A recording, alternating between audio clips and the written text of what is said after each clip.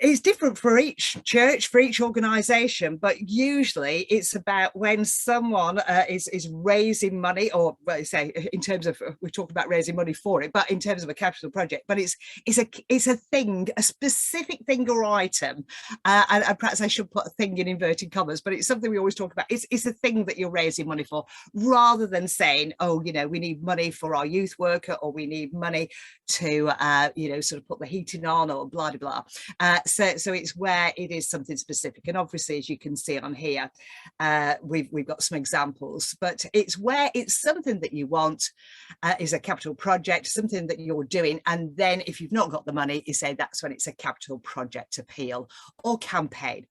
And we sometimes take out the word project and we talk about a capital appeal or a capital campaign, and that is around fundraising. But I'm going to explain lots of it to you in a minute or two, and that is, it's not a typo. I think the image has come over, the under construction. So you say you may be, and I bet there's people out there who, you know, need some repairs to the roof, or whether it's your spire or tower or bells, but it's definitely major fabric repairs or restoration. And I mean major, it's not just, oh, we've got a little bit we just want to do. So it's where you're looking for something you know, considerable. It might be new facilities, and again, I know I'm doing some work with the Heritage Alliance on a project called Rebuilding Heritage, and I'm supporting quite a number of churches on that, and there's lots of wanting to extend the use of their facilities, but they've not got a kitchen, or they've not got an accessible loo that people with a wheelchair or other issues can use. So, you know, it's about new facilities. It might be an extension or additions of a church hall, and that might be so that you can do extra things and develop your community services and the offering to the community as part of your vision and your mission as a church. So it might be things like a food bank or supporting homeless people in your community. Goodness, over the last couple of years, you know, what would we have done without these sorts of facilities, the online function of platforms such as Zoom and Google? And many people, it was the only way to connect and have church services. But again, many people have found it's been really useful, really helpful. You know, sometimes people can't get to a funeral, and saying, you know, this is can we continue to do these things? Some of you might have just done it very briefly, or didn't manage, and you joined forces with a sister church to do things. But now, you know, doing things in a virtual space using Zoom or whatever wasn't just for COVID. You know, it's got its longer term uses as well. So you might have some extensive tech elements that you want to develop. You might want to configure your current space and facilities, and there's always things like, you know, we need a better boiler, we might want to go greener with that boiler, we might want an air source heat pump and or solar panels. There's just some examples there of what we actually are talking about in terms of capital appeals and capital projects. So what's the starting point? Well, I think rather than just say we want this, and you may say, yes, I hope I've not inspired her. I say, oh, yes, we do want a new boiler. Oh, yes, we do want to extend our kitchen or have a disabled loo. But as you say, but whenever you come up with, yes, we need this. But the key question and the starting point is almost the big why. Why do we need it? What will it achieve? Why can't we do things without this? What's the essence of actually having this new, and I'm going to use that word I said before, it really sums it up. It's not a good from a linguistic point of view, but this new thing, what is it that we want? So it's essential to understand and be able to justify the need for the project, rather than just saying, well, you know, we were sat there one cold Sunday night and we decided we should have this. But it's the why. Why should we have it? It's about extending your reach. It's about enabling people to access your facilities. You know, really understand and be able to explain and justify why you need it. And so that is why, the big why. Because later, this is so essential in terms of developing and communicating a powerful case for support. And that's something that convinces donors to give. It's your key message. and Amy's going to spend some time sharing some thoughts around that. So when you are thinking about the big why, is it part of your mission? Is it something you should be doing? Is it something you want to do? But is it filling a gap? Is there a real need in your community for it? Not just, they've got one down the road, so we thought we should have one. Be able to justify it, because unless you can justify it within yourselves and your own internal group of people, you will never be able to convince external supporters to get behind what it is that you're trying to do. So another big question I want to move on to is the what. So what will it achieve? So there's no point just saying, yes, we want a new roof. You know, what will that actually achieve? It may be, yes, the why is it's leaking. So that's the first bit. So we've answered the why, but let's go on to the what. What will it achieve? What will it make different? It could be you've got an impressive, 16th century wall mural that's at risk of actually, being damaged. It's priceless or worth an awful lot. But again, you want to enable people to enjoy it, not just this generation, but future generations to come. So that might be part of why and what you want to achieve to enable people to still enjoy that wall painting. It may be part of your church is closed off. You can't have messy church on a Sunday because the area that you did that, well, you might be able to do it on a dry day like we're talking about today. And I think most of the UK and beyond, we've got a sunny day. But, I think it was last Tuesday here in Suffolk, it was absolutely pouring down. My garden would love a bit of that rain now at the moment. But, it may be, if it's dry, we can use it and we can have messy church this Sunday. But no, it's pouring down. That means that part of the church. So, what is that? What's the impact of that? What's the impact now? What's it stopping you doing? Or what's it you're not able to feel you're able to do things that you want to be able to do, and why? But also, what is the impact of actually having, that church roof repaired, or even the cathedral roof repaired? So what will it achieve, and what will be that longer term impact? It definitely links with the why. But I love a bit of culture now, but Rudyard Kipling and that poem, I'm sure many of you remember it, I know 6 honest serving men.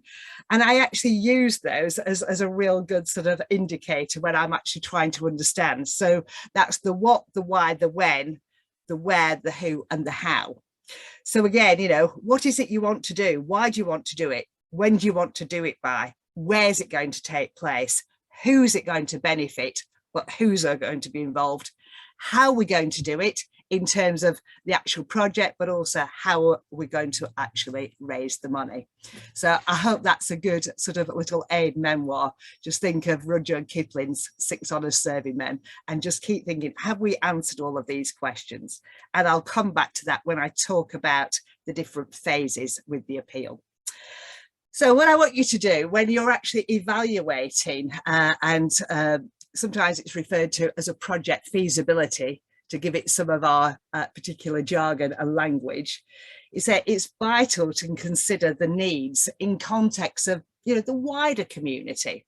Don't just think about what does we as a church community want, but think about the impact and what it can be achieving, not just for the immediate church community, but for that wider community in which you serve, and is no doubt part of your vision.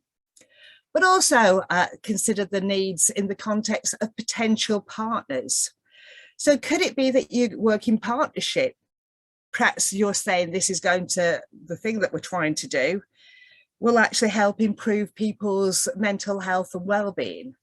Or because of the pandemic, we realise this is a huge issue, perhaps with younger people who've not been attending school, and you're saying this is the why, and this is what we want to do to provide a room, a space where younger people can come together.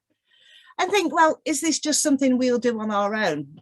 Possibly you want to join and work in partnership with perhaps Mind or another organisation who already has got expertise in that area. But again, together you can achieve more than potentially on your own. We need to think about potential partners in terms of the beneficiaries, the people who are going to benefit, both directly and indirectly. And we also need to think about when we're thinking about the project and evaluating it, in terms of potential donors, supporters, people who are going to give money, the funding to enable you to actually do this work. I just back you up on that as well, Jill, in terms of the partnership working, particularly I think with smaller churches in a very similar area. So as an example, I did a project in the Northeast a few years ago now, and they were addressing some really challenging issues within the community, as were a lot of other churches and other organisations. And actually they decided this is better for us to work together and put a joint bid in to a funder, because we're stronger together than all three of us going separately for really what's the same ask. So as you plan your project, I think you're absolutely right, Jill. Think about who your partners might be and how that can strengthen your ask, really. Absolutely. And that might be, is there another church, another Christian-based organization? But again, if you're, your communities, multi-faith, could you do something in partnership with the synagogue, the temple and the mosque as well, and have a real ecumenical approach to a particular problem that's really affecting your community? And that will give extra strength. And we're going to talk about some of the funders' likes and don't likes. And one of the funders' dislikes sometimes is if they feel it's just aimed at one religious group. There are funders out there who like one particular religion, but there's also funders who say that they won't give money. And it's because their constitution, the way they've been set up, won't allow them to promote one particular religion. So it's nothing about you, it's nothing about your church, it's nothing about the Church of England or the Methodist Church or Christianity. It's just the way the funding has actually been set up. So let's have I want to share some of the qualities of what makes a good capital project. And so in order to be able to attract funding in for something that requires more than you normally would be raising through your regular activities, it's got to have wide appeal. So not just you can understand the reason why you're doing it, but it's got to really resonate with the wider community to say, yes, I can understand why that's needed and how it will benefit and what will happen if they don't do this work that then needs the building or whatever in which to undertake it. I always say as well is, even if the capital appeal and you're raising money is around a building, it's not necessarily the building that will interest people, or if you're refurbishing or restoring, unless you've got a specialist funder or donor who's really passionate about, stone mullion windows or bells that were cast by a certain foundry, or something that's got a wooden steeple. I know my local church, the top part of it has got a wooden part to the steeple, which is pretty unique. So there may be a particular heritage funder or something that really excites them. But the rest of donors, funders, that cash community that you're going to be tapping into, they want to not really understand about the building, but what's going to happen within the building. What will it actually help you achieve, and with whom and in what way? So it's got to have that wide appeal. And it's got to be easily understood and easily be able to be communicated. I often think of this as Chinese whispers. So just imagine, you tell someone about it, you're very excited. If you're not passionate, who else is? But you're passionate about it, you share it with someone, but then they share it with somebody else and it gets twisted a little bit. And by the time the fourth person hears about it, oh my goodness, it's nothing about a wooden steeple, it's about wooden steps, and all of a sudden, or it's about having a wooden boat. I know, and again, so it's got to be easily understood and be easily communicated as well. There needs to be a clear need that people can understand why you're doing this and why you need it in a relatively short time space. That really takes us into this level of urgency. I'm a huge believer, and I'm sure Amy is as well, that you can raise money for anything. But how long will it take? If it's going to take 50 years to get this money together, then it wasn't needed. It wasn't urgent. So another quality of a project that it will be help you to raise money economically and efficiently in a reasonable time frame, we have to have a level of urgency. Young people are suffering now with their mental health. If you only get your extension and you're able to start this project in association with Mind in 10 years, what's happening to those younger people in the the meantime. So, and sometimes if it's a very big project, you might want to think about phasing it. But we'll talk briefly about that in a minute.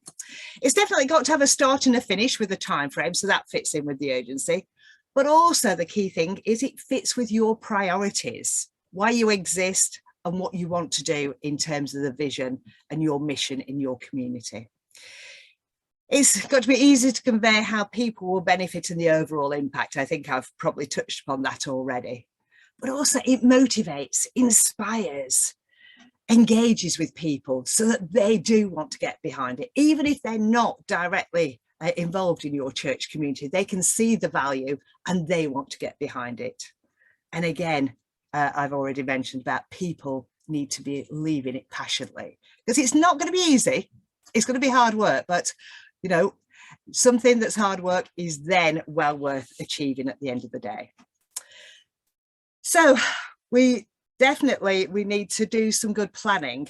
I'm a huge believer that, you say, planning is absolutely essential. I bet, like me, some of you, quite addicted to things like grand designs on the TV. And so often they actually hit problems with the groundworks, but they've got to get them right, because if those foundations aren't laid effectively and correctly, then they might not get even to the windows, or if they get to the windows, even if they get the roof on, the thing might start to collapse and it might not even be there in 2 or 3 years' time. So planning is the first phase to, I won't say guarantee success, but to improve your chances of success, because there's no guarantees in this world, but we need to, look to increase our chances and reduce our chance of this not working. So we often talk about within a planning phase of a feasibility study. Well, in a way, there's 3 different feasibilities to actually understand the project itself. What is it that you're wanting to achieve? Then there's the building. Now, not every capital project does involve a building, and it may be the project, what you're going to do, and the facilities that you might need. But again, I always think these are the things that the extras that you're going to add in terms of maybe equipment, for example, that you need. So it's building or equipment feasibility. So, what is the best, we talked about tech things before, what's the best sound system and what's the best cameras and recordings. So we're understanding and planning things to give us a good understanding and iron out those creases. And planning is absolutely vital in terms of the fundraising. So when you're looking to raise a substantial amount of money, much more than you would normally be raising in an annual, in a year, you need to undertake a fundraising feasibility to start to identify who would give money and at what level. Are there funders, grant makers, trusts and foundations out there who will actually support the sort of organisation we are, the sort of work we want to do, and the sort of people and the sort of people that we want to support in the reason and for the reason why we want to do it. So we're not doing the fundraising to begin with. You say, people understand, if you are, back to my grand designs analogy, they need an architect to put some drawings together. That needs to go through an approval process, but people need to be consulted and agree. And that's so important as well when planning the project, to consult widely.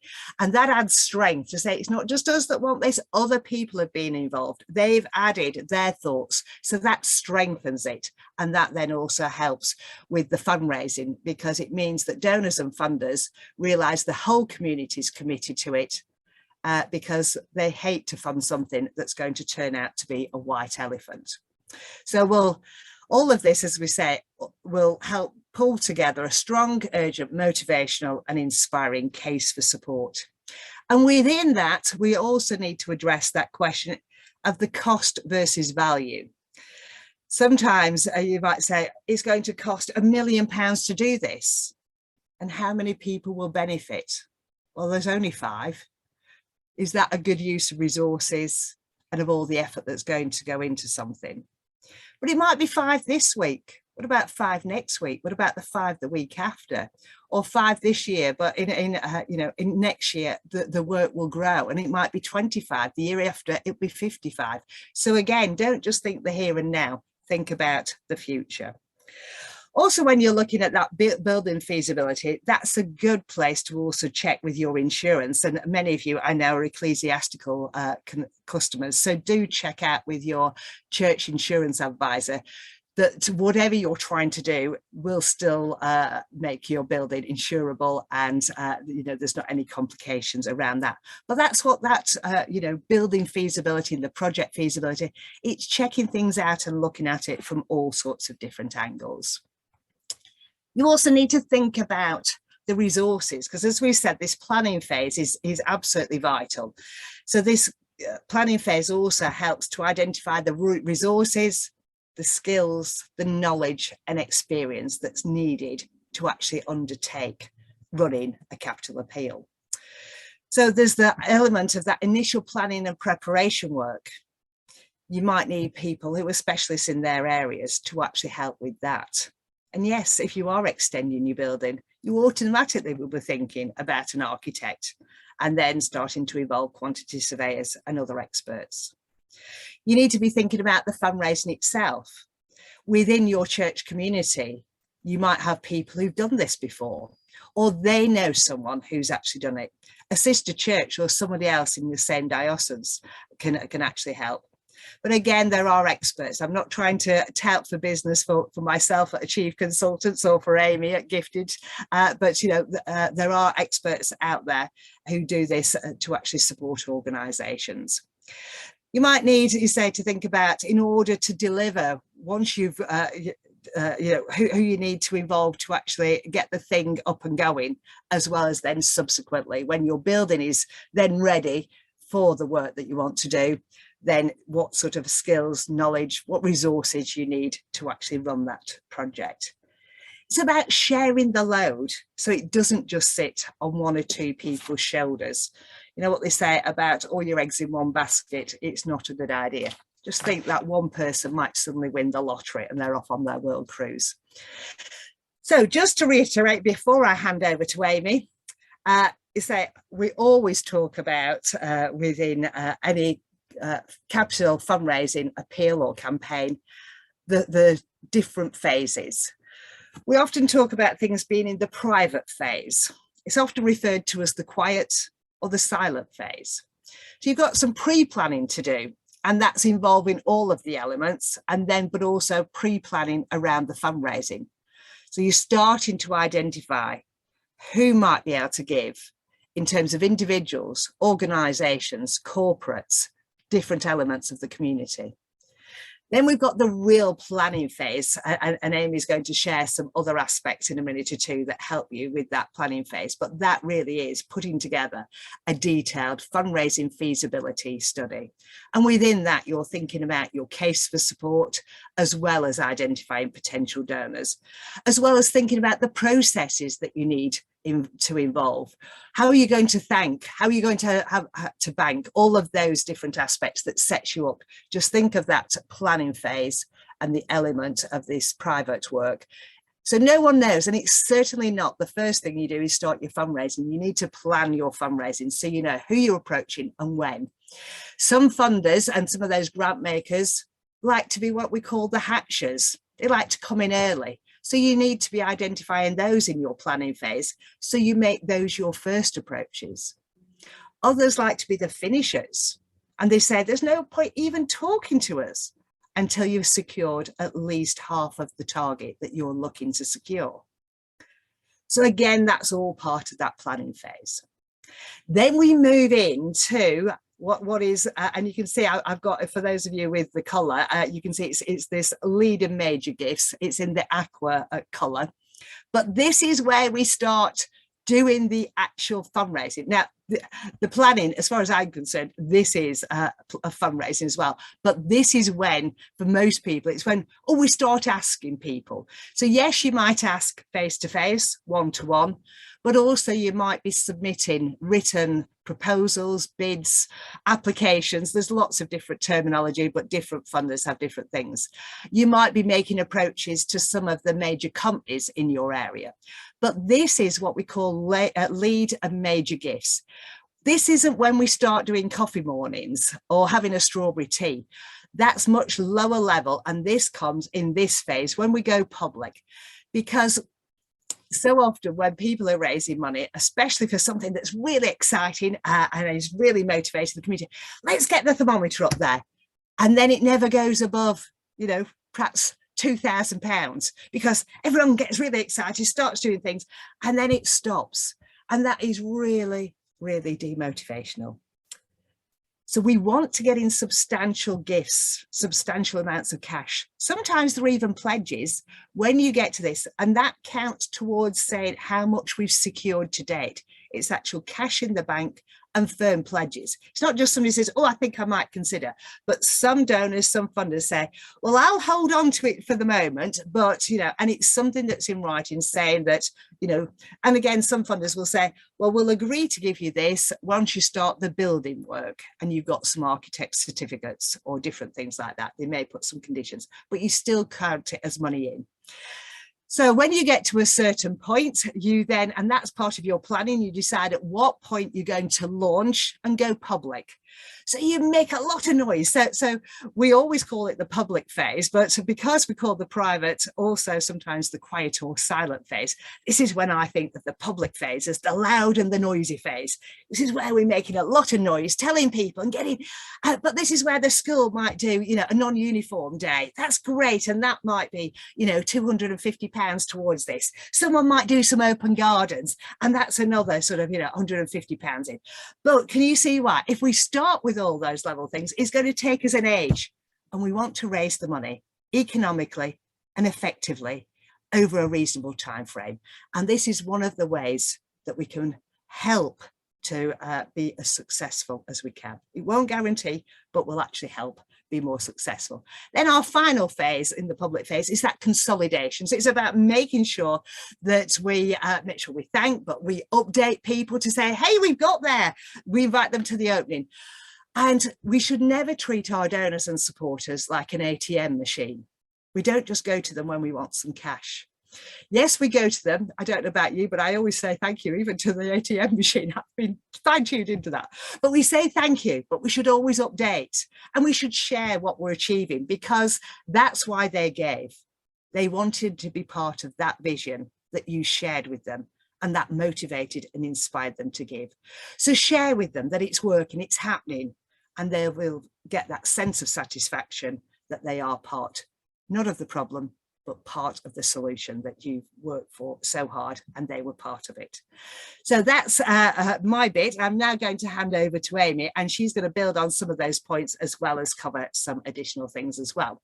So just to remind you, there she is looking quite different. Hair up, hair down. Yep. Okay, so over to you, Amy. You share, and then do remember, I can see at the moment there's 6 things in the Q&A. There's loads going on in the chat, but remember, we've had some questions in advance, but this is your chance, whilst you're reflecting on what I've shared already, but listen to what Amy's saying. And again, there may be something, I want to know more about that. Stick that in the Q&A. Okay, over to you then, Amy. Thanks ever so much, Jill. Just touching on your last point there about thanking as well. Remember, it's important to thank people for their gift to the campaign that you're currently running or you've just finished.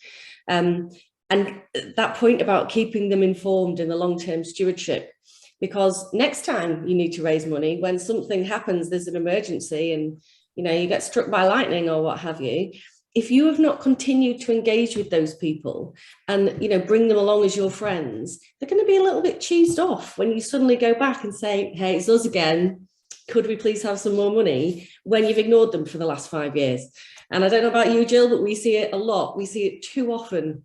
Absolutely. And I always, another thing that people say to me, oh, well, they gave a lot of money last time, we can't possibly ask. Well, actually, I think don't make that decision unless you're telepathic. You know, let's give people a choice, because sometimes people say, well, they never asked me, so I didn't think they needed my help.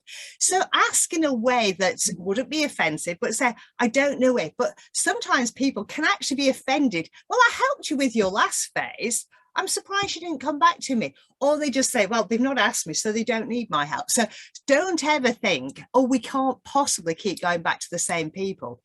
If you look after people, you know, and say thank you, update, you know, it's just like friends. And as Amy just said, you know, think of your supporters, your donors. You've got friends within your church community of your regular givers. They give regularly, and every so often will possibly, if they're able to in their lifetime, give a bit more. But sometimes people possibly can't. And then they may say, well, actually, you know, I might leave some money in as a gift in my will to the church as well. And that's another way. Even when possibly you've got a capital appeal, people say, oh, gosh, you know, times are hard at the moment. I can't possibly support you in the way I would like to, but that may be an opportunity. I possibly have just stolen something, Amy, you were going to share later, but it sort of flowed on from that. Anyway, back to you, Amy. Brilliant. Thanks, Jill. So Jill's laid the ground for us fantastically there, talking about that preparation, that planning phase of your fundraising and your project. And let me just reiterate, that is equally as important as what I'm going to talk about, which is the mechanics and actually how we deliver that fundraising. Because if you do not do that first phase, your fundraising will fail. It is just as important as doing the actual asking itself. So really pay attention to that as you're planning your project. So we're thinking about the actual fundraising. Jill's touched on the case for support a little already, and we're just going to go through that in a bit more detail. So the case for support is your first tool for your fundraising. It tells people what your project is, why you're doing it, the impact, who'll benefit, etc., in a really short document. So obviously dependent on the scope of your project, you know, 2 to 4 A4 pages maximum, you should be able to deliver your vision to people in a nutshell.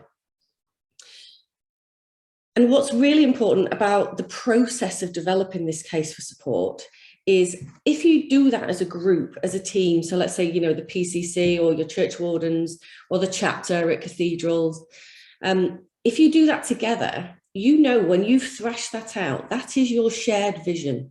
Everyone is behind the vision, you all understand it, you know why you're doing it, and you're doing it together. And that's really important. So a few questions here. So the case for support details what is that project, as Jill said, what is it that you're doing? Really important is the why, though, why you're doing it and the impact. And you made me think of a current client of mine, Jill, when you were talking about this earlier. They're not a church client, they're a heritage client actually, but we did the feasibility work and they have a big building project that needs to happen, which will enable them to continue delivering their work. And everybody we spoke to in the interview said, do you know what, we get it. We know you need to do X, Y, and Z, and it's going to cost X million pounds, but I don't really care. What I care about is what you're delivering and these really exciting things you're delivering. And that's what we need to get across to people. So not just we need more space in the church, it's yes, we need the space because this is what we could do with it. And there's many different reasons and ways that you can pitch that. So when we think about impact, we think about that from two perspectives, from outcomes and outputs. They're really good ways to think about it and start listing the impact that your project will have. So outcomes are qualitative and outputs are quantitative. So it's a good way to kind of start listing exactly kind of what you're going to hit and therefore who you'll benefit. So for example, an output might be the 150 children in the local school will be able to use the hall for assemblies and concerts and ceremonies for, you know, each year. And whereas an outcome tends to be qualitative, as I say, which could be, you know, everyone in our community will be able to share in the joy of music with our new organ. Very different ways of looking at it, but important to think about. And also then to think about, as you start to think, okay, this is our case and these are our potential funders, there are many different ways to pitch your project. So yes, the project, in this case, we're talking about church and cathedral fundraising, but your project might be all about education, or it might be all about heritage, or indeed faith. It may be completely faith-based, or it might be all about community. It might be because you're setting up a food bank or what have you. And the project can be delivered within a very different message, dependent on who you're speaking to. It's the same project, but the emphasis dependent on what you're actually delivering. So just really think about that as you're mapping out those outcomes and outputs. And that will help you to build the case as to why people should give. Think also about what makes your project different. You know, we know that churches are, you know, quite often woefully inequipped in terms of toilets and kitchens. But try and kind of set yourself apart, your project, from, you know, the masses of applications that might go into funders and what have you, as to why, you know, why you should be funded. So those benefits, who will benefit, who will be impacted, etc. Move on to the scale, Jill. Talk about the money side of things, money talk. So this is our second tool when it comes to asking, which is what we call a scale of giving. And I'll talk you through this. Now, this is based on a £5 million target, which might be, for example, a cathedral campaign. Rest assured, whatever the size of your project, you can make a scale work for you. So whether you've got, you know, your project is £200,000 or £5 million, you can break down the gifts to make it manageable. So why do we use the scale? We use it for a number of reasons. We use it to help us talk through with potential donors as to where their gift may lie. And I'll talk through the scale with you on that. But we also use it for ourselves when we're fundraising to say, okay, we need one gift there at £500,000. Where is that gift coming from? What do we need to do to secure that gift? What is the process, etc. So used from two different perspectives. And the scale works on what we call the 80-20 principle, which a lot of you might have heard of before. So that's that 80% of your target will come from 20% of the gifts. And you can see here that our top 15 gifts on this scale of 100,000 and upwards is 50% of target. So the real focus, where are those top gifts? Can we clear those up before we launch, as Jill said, before we launch that public appeal? So then when people who, you know, can put £10 in, because that's a great gift for them, really feel like they're making a difference. So to talk through the scale, we'd always, in any scale, regardless of what your overall fundraising target is, target a top gift of 10 to 15% of that target. And we're on 10% here, so one gift of £500,000. So if everyone looks at the top row of the scale, the first column in bold here, which is in roughly the middle of the table, the giver's annual payment at 80,000. So this scale is based on an individual's tax position. This isn't grant makers and corporates, etc., which, as we know, is very different from a tax perspective. So somebody would give 80,000. With gift aid, it's worth 100,000. So the column to the right there, amount charity receives. But actually the net cost is far less. So for a 40% taxpayer, when they claim their tax relief on their gift, a gift which is worth £100,000 to the charity has only cost them 60. She says only, like 60,000 is not a large amount of money, but you see the difference. And the same for an additional rate taxpayer at 45%, it only costs them 55,000. Now, this is a really, really useful tool. I have spoken over my career to a number of high net worth individuals who haven't realised this is the case, because quite honestly, other people deal with their finances for them. And actually having someone sit down and talk them through it makes a real difference. And then you can see, obviously, over time, so over the 5-year pledge period, it adds up.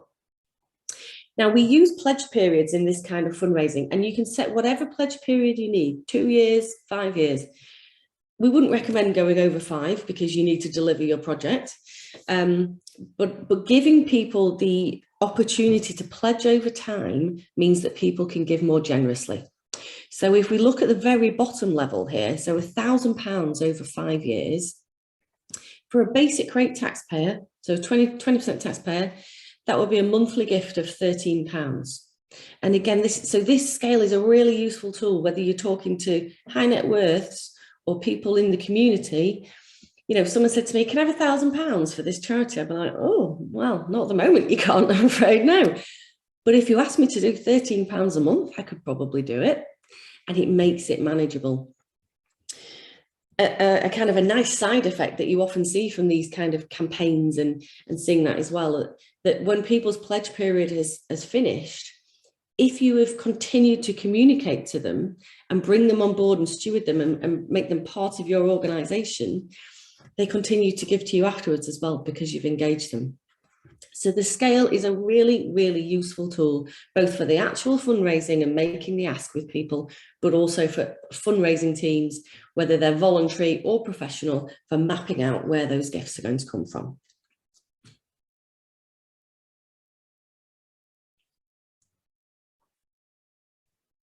Jill's frantically trying to click on my slide there. There we go. Something else we look at is prospect evaluation. Now, this all sounds very cynical, but again, it can be important whether you are, raising millions of pounds or thousands of pounds, is thinking about who it is you're going to ask for money and whether they're ready to be asked or not. So to evaluate prospects, so prospective givers, and we refer to them here as well as suspects, because until we know where they lie, they're a suspect. Nothing to do with criminal courts, is it? Nothing to do. No, we identify a potential donor or funder, and we use this with individuals, but we use it with companies and we use it with grant makers as well. But yeah, so they start off as suspects, but they don't have to wear a ball and chain or ascribe the outfit. Absolutely not. So the first one is the capacity. So how do we know that, person X, we think they can give £50,000. How do we know that? And we can set a series of questions of, well, we know that they gave X amount to that charity. We know their giving history, etc. Inclination. Does this suspect have a track record of giving either to your organisation or to very similar initiatives? The interest, have they expressed an interest in your organisation or the particular fundraising project that you're looking at? And critically, access. So what's the personal connection? How do we get a connection to the suspect and how strong is it? And that's so important, the access, particularly because, the rich list comes out every year, particularly with bigger campaigns. People go, well, so-and-so likes, is a Christian, isn't he? He likes church fundraising. We'll write to him. And that's just not how fundraising works. What's Jill? Is that the rich list? It's only a few weeks old. Yes. And the rich list is great because it helps to identify who's doing what, but we've got to have access. We've got to have personal connections. Absolutely critical. So on the next slide, we'll talk through how we score these people and organizations, as Jill says.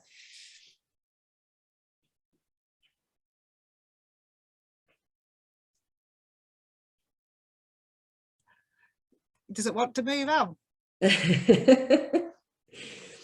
So what we do is, I'll start talking while you do that, Jill. What we do is we look at each of those 4 categories. There we go. And with the prospect names, and we score people out of 100, or prospects, let's say, not people, out of 100. So 25 points for each of the categories: capacity, inclination, interest, and access. And it gives us a total score at the end. And from that total score, we then know if that person is ready to be asked or not. So if someone's scoring 80 plus, so Mr. Giver there at 85 is ready to be asked. So an approach plan needs to be thought out. Who is the best person to make the ask? What are you asking for? Is there, as in how much, but also, is there any potential naming recognition? Would this person like their name in lights? Would they like to be, or simply be known that they were the person who funded, a particular post or the program, or, the director of music or what have you? And then that person needs to be asked. what this does as well, by telling us that person needs to be asked then, it means we don't lose that potential donor, because we see it time and time again, people, predominantly because they're afraid of asking and being told no, is that they don't make the ask, and the prospect is thinking, for goodness sake, will somebody stop inviting me to drinks receptions and just ask me for some money? So it tells us they're at the right stage. If they're lower down the scale, so perhaps Mrs. Visitor here at 65, she's almost ready, but perhaps a bit more cultivation. So she's scoring lower on the interest. She's only at 10 there on the interest level. Is that because, do you know what, she's never going to be interested in this? Or is it because we've simply not told her about it and we need to engage her, you know, give her a tour, bring her in, tell her about the projects, etc. So it really helps us to map out exactly where we're at. And as Jill said, this could be the same with a corporate. You know, we could know that a corporate really likes supporting initiatives in the community, but actually we're missing some of the other areas. So any prospect really you can try and fit into this evaluation and make sure we have the strongest chance of success. And that's what it's all about. So in asking, people will always say no, and we have to take that on the chin. But if we do things properly, we can make sure we've got the highest possible chance of people saying yes, and therefore achieving the gifts we need to reach our fundraising targets. So then, thinking a bit about donations or gifts, and I appreciate this can sound like semantics, but it's a big thing for us at Gifted, and I know that Jill understands this as well, the difference between a donation and a gift. So a donation tends to be reactive. It tends to be given due to pressure or guilt, and therefore lower in value. So we see big campaigns, you know, the terrible situation in Ukraine at the moment. People make donations, they go on, they give £5, they give £10 as a kind of one-off. Gifts tend to be much more considered, given due to strong personal feelings or a belief, and therefore higher in value. And particularly with faith causes, we see a lot of gifts because of that really strong personal connection through kind of religion and faith. But always good to just bear in mind the difference in donations and gift. And we're going to talk about that next in terms of asking and how that works. So the 5 steps to securing meaningful gifts. What we don't want to do when we have a fundraising target to reach, a significant target, and as I say, significant, very different for different organisations, could be £200,000 for a church, could be 2 million for a cathedral, or could be 2 million for a church, but you see the range. What we don't want to do is take forever to do this, try and hit our smaller gifts first. We need to go for the larger committed gifts. So we need to plan. We need to think about all those elements we've talked about, the case for support, the scale of giving, the prospect evaluation, who are we going to ask? That's when we then inspire the potential giver or givers. And there's many different ways to do that. People will react differently in different ways. So with individuals, sometimes we recommend charities host what we call information events or cultivation events, where people come along, they hear about your project, they are not asked to give on the night or the day. They simply learn more about the project and they indicate to you if they would like to talk to you further about it. Because if we ask for money on the night, you could have a potential £100,000 donor come along and go, this is great. Yeah, sure, I will write a check and you'll get a check for £1,000. Whereas if they came along, they heard about it, and you then followed up and went face to face and met with that person and spoke to them, explained the scale of giving, explained the benefits, explained any potential naming recognition and what you would like them to do, you may well come away with your £100,000 gift. So really important when we're thinking about the cultivation. Similar there to mass letter writing, particularly for churches. There is, you know, an inclination quite often to just write to everybody in the village, or, you know, mail drop and say, can you help us? You will get token donations if you do that from people who aren't engaged, rather than gifts, committed and larger level gifts. So when we're asking, we're talking about the project, we're inspiring the potential giver.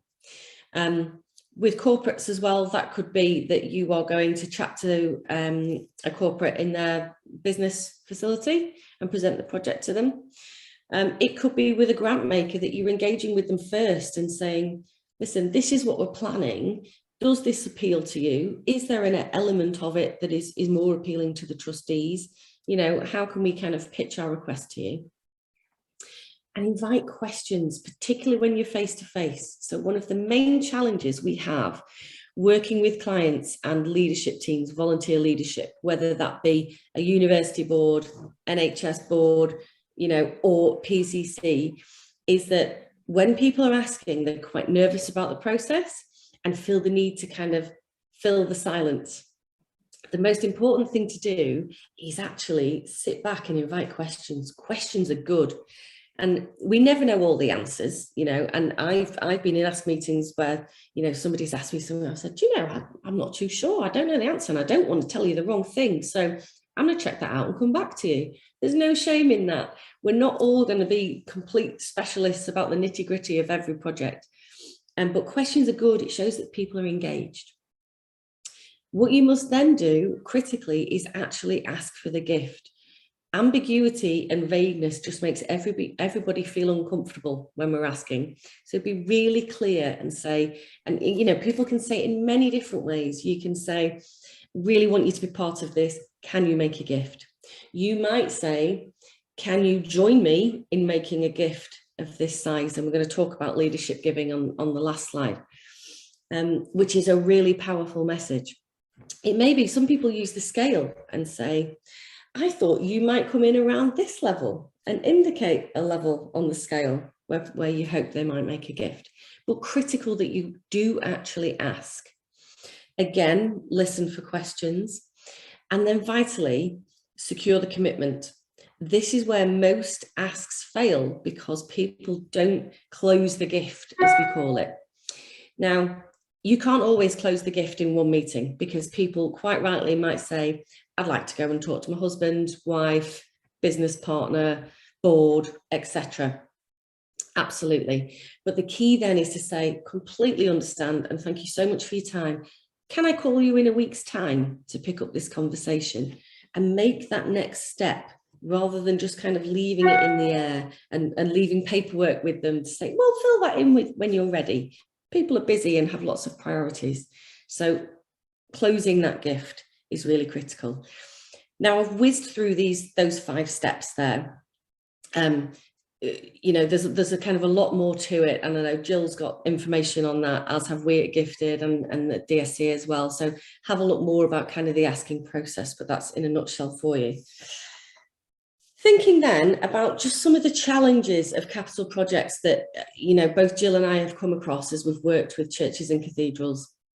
That age-old question, the capital versus core. So how do we balance asking particularly our congregations to give to a capital project alongside those weekly plate contributions or regular giving? And it's something we get asked all the time, and it's a really understandable concern because you feel like you're asking a lot of people. One way to look at it is that the capital project will be really time limited. So, you know, you can say to people, could you just for those 2 years, increase a gift level, for, you know, to a certain level? Touching on what Jill said, some people will say, I can't give any more now, but I want to be part of this and I can leave a bequest in my will. And whilst that doesn't immediately give you that capital for that project, it does give you financial security that you know that income will be incoming in due course. But a challenging question that churches will continue to face. But really, yeah, it's about that time commitment for me and saying this is a one-off special project as an additional commitment. The wider project, so how do we encourage a non-worshipping community to get involved in a project? Obviously see this a lot in local communities where there's small churches and what have you. I actually had a really lovely experience of this with a church I worked with a few years ago now in the Northwest. And, you know, small community, very rural community. And we'd actually done some consultation, some public consultation, because we were doing a lottery bid. And we know we need to evidence lottery bids and what have you. And And the vicar, through my recommendation, obviously leadership by example, one afternoon, Sunday in church, said, you know, I'm making a gift, leading this, and I want other people to join me, gave the join me message. And a few days later, he was in town, and a chap who didn't worship at the church, had never worshipped at the church, came up to him and gave him an envelope with a substantial check in it. It was actually 5% of the target, and said, I've heard what you're doing, Vicar, and it's great for our village, and I'm behind you, and this is my contribution. And he was so touched by it, but it was because he reached out, he was bringing the community together, he was asking for their opinions on that project and bringing everyone together. So that's a really important part of it, I think. Don't just think, well, this is our project, this is what we think we need to do. Consult with your community, and you might be really surprised at how people get behind you. Donor fatigue is a big thing. Jill mentioned this, you know, we don't want to be fundraising for 10 years for this project. So let's make sure we do that planning. And that is the key stage to make sure that doesn't happen. Do your planning in your preparation phase so that you can raise that money as quickly as possible from as few gifts as possible, at least in the first instance, and realise the project quickly. And then manpower. We know this is an issue, and Jill and I were chatting with Ecclesiastical recently about kind of volunteers and the challenges that churches are having and cathedrals in getting that volunteer manpower. So how do we get enough hands on deck to make this happen? It is a challenge, but you can draw in people from the community to help you, as I just discussed. You know, bringing in, consulting with people in that wider community, but try giving people specific tasks so people aren't, you know, trying to do everything at once. There may be somebody who it would be particularly good at grant writing, with a bit of training and support could deliver that for you. So try and think about the different roles and the different skill sets people have.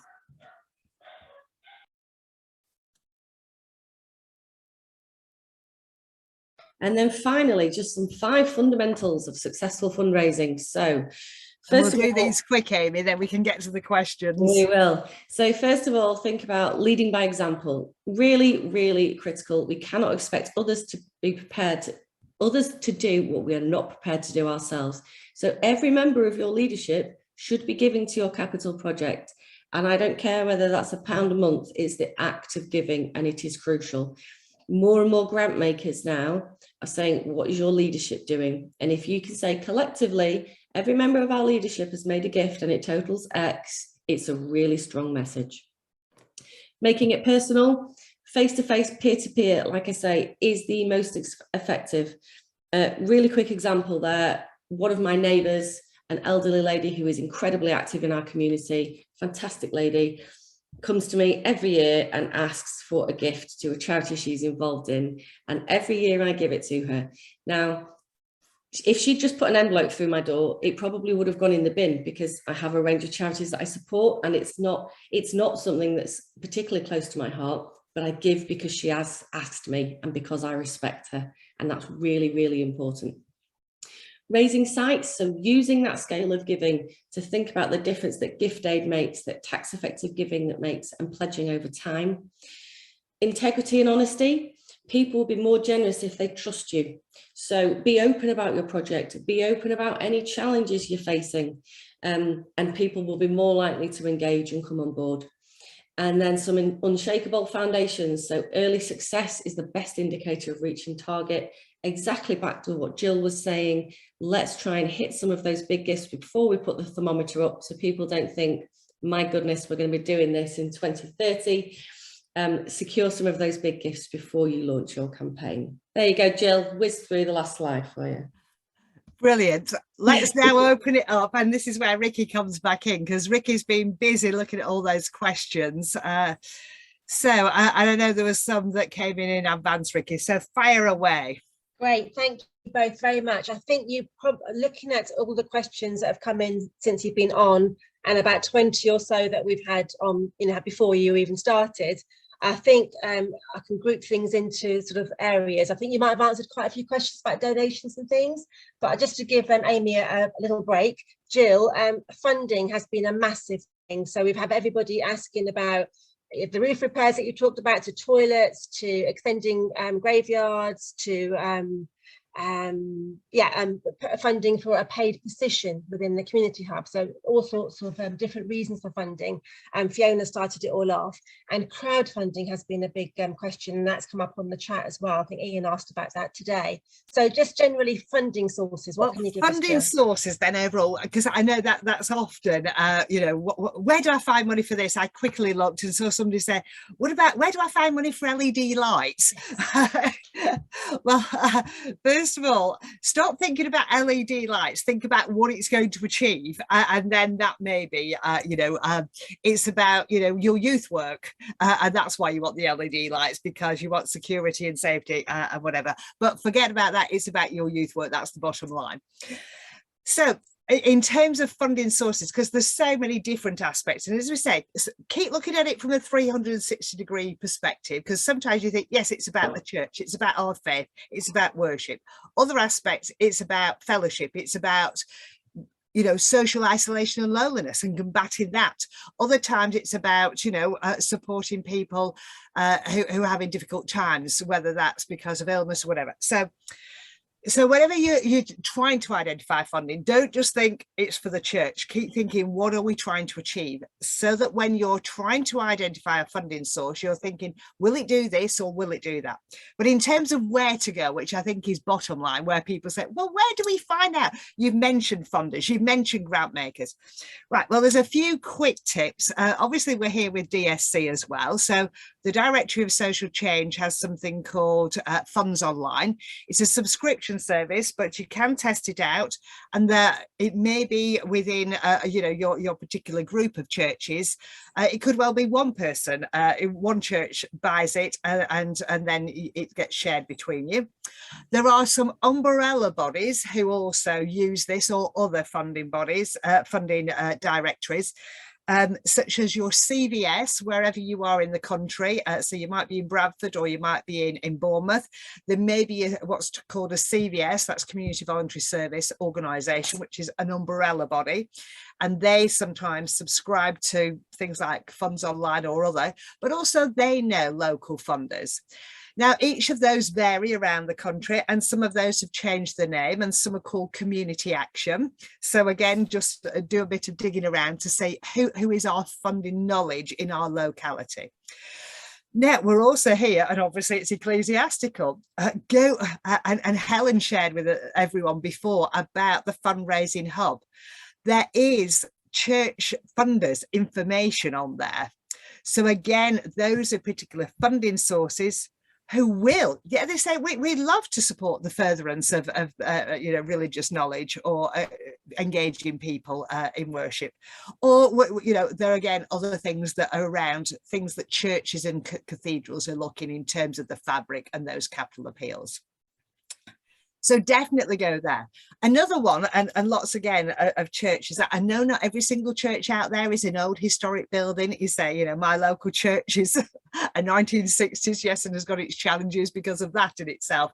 We'll not talk flat roofs, but also if your building is a heritage building, the Heritage Alliance, there is something known as the Heritage Funding Directory, and again that has listed on it funders who are interested in different. So whilst I said before, there may not be a particular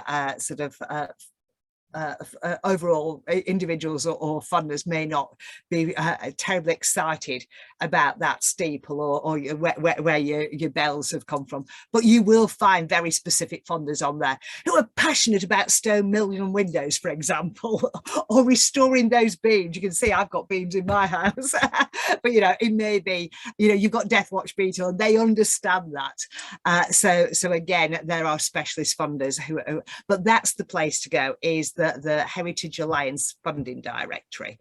So I hope that's, because I say, I can't give an individual, why not go to the Pilgrim Trust? Pilgrim Trust is great for some things, but again, the audience, and I know at the moment we've got well over 100 people on this call, and so there's different things. So I wanted to give you some signposting. Something that again, another sort of area to help is the Community Foundation. lots of counties around the country and in Scotland regions have got a community foundation, and they actually look after a number of different smaller funding pots. So if you get to know the grants advisor there or the grants officer, they may say, well, actually, we've got 4 funds that might be applicable to you. None of them are open for applications at the moment, you know, but again, just say, when do they open? What are their names? When can I approach them? And sometimes it is the same application form for all 4. So that can be incredibly helpful. And another one I think is so often overlooked, and it's reminded because I'm looking out at the front of my house and my bin has been emptied today. All the landfill operators have to join something, and it's called the Landfill Communities Fund. So they have to give a certain amount of their money away. Now, I know there was a question about match funding in there. I've had a quick, while Amy was talking and I was trying to, in between sort of moving slides on, I was also having a quick look at that. So when you're looking for 50-50 funding, again, landfill will never give you 100%, but they will give you 90%. So if you're looking for some of your 50, then look at the landfill operators. Now, again, every landfill operator has got different sort of criteria. Lots of them do like conservation, environmental things, but you might be looking, it might be around, yeah, somebody's just put it in the chat about it's only interested in ecological and conservation projects. But do you remember I said before about projects and partners? Now, I know we're slightly possibly even looking at some revenue now, but it may be your project involves, you know, perhaps some work. You might need to resite your graves because of the work that you're doing, blah, blah, blah. So it could well be, you know, your graveyard is one of the green spaces. It might be about increasing biodiversity. Just think a bit laterally, think a bit creatively. But again, lots of landfill operators, yes, do like it, ecological and conservation projects. But again, it's about giving back to the community in which they operate. And again, one of the usual criteria with landfill operators and their communities fund is a 10-mile radius around where they operate. Now, that doesn't have to be a tip where the seagulls are or whatever, or where it's a bit whiffy on a day like today. It can be, you say, it's a 10-mile radius from any of their bases. And when I actually go to the railway station, standing on the platform, I could probably throw a stone to a depot where they just have all the dustbin lorries. So it will be a 10-mile radius from that would actually be there. I know somebody said they like to finish off as well, but talk to them about being part of a package and saying, well, until we get somebody to commit. So they might say, well, we could commit, but so long as that might be one of the conditions they will give if you secure the rest. So pledges are really important. We will give so long as you secure the other 50%. So work on that basis. Okay, I hope that tried to keep them fairly short, but I wanted to pack lots into that because I do think, having had a quick look at some of the questions, that actually might help. Yeah, and thanks, Fiona, for sharing. Some like to be the main fund, yeah, because they will give up to 90%, so that's a great one. And back to something Amy said, have a conversation. Don't just send them a quick email. We love to hide behind emails, but start building a relationship, pick their brains, you know, find out, put things to them, and then you can actually really get some good insight. Okay, over to you, Ricky, to share the next question. Thank you so much knowledge there, Jill. Thank you. Yes, and Amy, I hope you've had a chance to catch your breath after giving us all that brilliant information earlier. So another running theme has been about more green issues and sustainability. So a couple of people, Margaret and Ulrika, have asked on before when they registered about funding for green energy, and then also what green grants are available for heating and lighting. But generally, that's been a bit of a theme as well, Amy. So I wonder if you could shed any light on that. Yeah, it's a big issue, isn't it? And something I think a lot of church and cathedrals are facing. You know, everybody's talking about the climate agenda and that you need to be more green. And that can be challenging to do when you've got, you know, an old building or a heritage building. I know one of my clients wants to put, you know, solar panels on a roof that can only be seen from the sky, and it's currently being opposed. There are challenges. But also think about, there's all this pressure to be green, okay? And we all want to be more green. but make sure what you're doing is actually the right thing for you. So people initially, you know, go to things like solar photovoltaic panels, solar panels, and actually, you know, it might cost you 50,000 to install them, but take the church 200 years to recoup the cost of installing those on your lighting bills. So really, and seek advice if you need to. Think about things that actually will make a difference, and you can do really small things. And I know in the chat and the Q&A, LED lighting and things like that have cropped up. So make sure first of all that it's the right fit for you, and don't just necessarily think we have to go to an environmental funder or somebody who is specifically doing that, because the majority of grant makers now are including sustainability and environmental sustainability as part of their criteria. And they want to see that in all projects. So they want to see if you are extending the church hall and doing X, Y, and Z to it, that the taps will be airflow and blah, blah, blah. So within your normal bank of funders, there are a number of them who will fund those items for you. What I've also seen as well, particularly with things like the digital technologies, and things like the lighting. So a cathedral client of mine had all their lighting funded by a corporate, because it had almost kind of that tech appeal to it, which they liked, and they liked something specific that they could say, we funded the lighting, that lovely new lighting outside that lights up the church alongside the LED inside, that we funded that, and they like that specifics. So, you know, don't rule out corporates for that kind of thing as well. So be flexible. As Jill said, the landfills quite often like environmental projects as well. So they're definitely an option. It can be challenging with the faith aspect. Some of them get a bit, you know, challenged about that, but most churches now are community projects as well as faith organisations. So that's how we pitch it. But that would be my advice. Brilliant, thank you, Amy. And I just wondered if I can stay with you, because I've got an anonymous one. Well, I'll combine a couple actually, because it's because you were saying earlier about, well, you know, everyone needs a toilet, everyone needs another toilet. How can you make that exciting? So while you were talking, somebody had posted out anonymous, how do you make repairs more exciting to the wider public? But if I could just add to that, somebody else just before that had said, how concerned do you think we should be about the cost of living crisis when it comes to fundraising? Mm-hmm. So, you know, we're needing these repairs doing, and that's all going on at the same time, and it's all in the same community. So how do we handle that? I wonder if Amy, if you can start with that one. Yeah, again, a challenging question, and one that I think every charity is facing at the minute. So in terms of the repairs, it really comes back down to the case for support that we were talking about, and being able to communicate your message. So it's less about the repair itself, even if it is something simple like a new toilet, and what the difference it will make.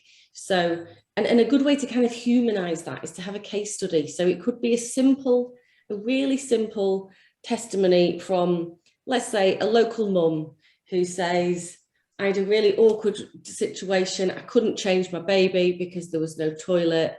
And, you know, I had to go to the cafe, or I had to go to the back of the hall. And just those little human examples bring it home to people and go, well, yeah, actually, we do need this.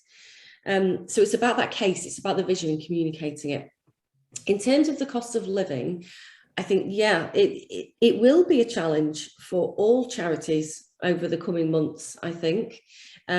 People are prioritising like they did in COVID in terms of who they give to. So again, it's about, first of all, being sensitive about your ask and the way that you're asking people. Asking should never be about putting people under pressure. It should be inviting people to come along and join you with something. Never about pressure. And again, clear case for support and showing how actually the project will ultimately help people will be a way of overcoming that. But I think, I don't know about you, Jill, I think it will be a challenge, and I don't think there's any getting away from it. I think, you know, people are feeling the pinch. Absolutely. And I think, you know, we need to be mindful. And I think that's where as well, you know, breaking down a gift to say, yes, you know, overall, we're raising a large sum of money, but breaking it down into bite-sized chunks and offering different ways and thinking about, you know, the value of a contribution. And yes, whilst we do want some of those lead gifts from people and organisations who can make a substantial gift, there, as with any situation, there's still people got money and there's still people making money in terms of, you know, organisations. And again, this is where the grant making world, they themselves are recognising that organisations, in order to do the work that possibly is even more needed because of that. So again, you know, so many churches out there will be running food banks, supporting people who are vulnerably housed, you know, giving advice and support, you know, for people who are, you know, struggling. And it may be because of, you know, they're financially sort of challenged at the moment. So again, just keep thinking about what you do and why you're doing it, who's going to benefit and the impact, and think about that and apply to some of those funders who are very sympathetic to the environment and realise you might not be able to get it from some of the places and some of your congregation or some of your community because they themselves are struggling at the moment. Yeah, true. Okay, so we've probably just got time for maybe one more question, but just a note from Patricia in the Q&A who's secured £30,000 from the FCC Communities Trust for secondary glazing. So that well done, that transcends the sustainability and the funding there. So yeah, well done, Patricia. And just one more question from Holly, who asked us in advance, and I thought it was an interesting one because I didn't know how to get the message out to the wider public that the church does not fund church buildings. Who's got a nice quick tip for that one? Shall I go first, Jill? Well, Amy, and then I'll add a little bit, but we'll watch the time so people finish. Gosh, yeah, it's the age old, isn't it? Why isn't the church funding it? Yeah, like I said in some of my slides, for me, it's about engaging the community, because you know the good your church does in the community and everything that happens there. But actually, you might think people aren't engaging because they don't want to and they're not interested in you. Half the time, it's because really they don't understand what it is you're doing. So engage, do public consultation and bring people in and be part of the community, because when you're not there, they miss you. You know, when someone says the church is going to close, my goodness, then there's uproar, isn't there? So it's about people bringing people together and being a community together. Jill. Love it. And it's about individuals sharing the benefits that have, and also to explain, you know, how many churches there are across the country and about them. It's like each is an autonomous charity in its own right. So again, there's some big charities you think, oh, they've got lots of money, but no, when you look into it, there's an umbrella body, but each individual church is responsible for itself, and it's about the community supporting the community. It is, absolutely. Well, on that note, 60 seconds left. So thank you very much. It's such a shame we haven't been able to get to all the questions, but I'm really pleased that there's lots of funding stuff. So hopefully that has been answered in the questions answer session. But we just want to say thank you for Ecclesiastical for bringing us all together in this way. To Amy and Jill for being bringing all of your foresight and being able to share all of that. To my colleague Gabby, who's been looking after the very busy chat as well this afternoon, and to all of you for caring enough about your communities to come and attend this today. So thank you all very much, and hopefully we'll see you all again soon. Have a great afternoon. And do remember, you know, go to the Ecclesiastical website to see a recording of this in a couple of days, but also remember the resources that are out there as well. I just want to finish with that, Ricky, as well, because you know, Ecclesiastical's worked so hard to get that information out there. So, you know, do use it, because some of those questions that we've not been able to get to are actually, you know, they're answered, or you'll find your answer through these resources. So absolutely. Thank you, everyone. Thank you, and Heather's put a link up to that in the Q&A as well. So thank you very much. Yeah, thanks, Jill. Thank you, everybody. Have a good afternoon. Nice to see you all. Take care. Bye, everyone.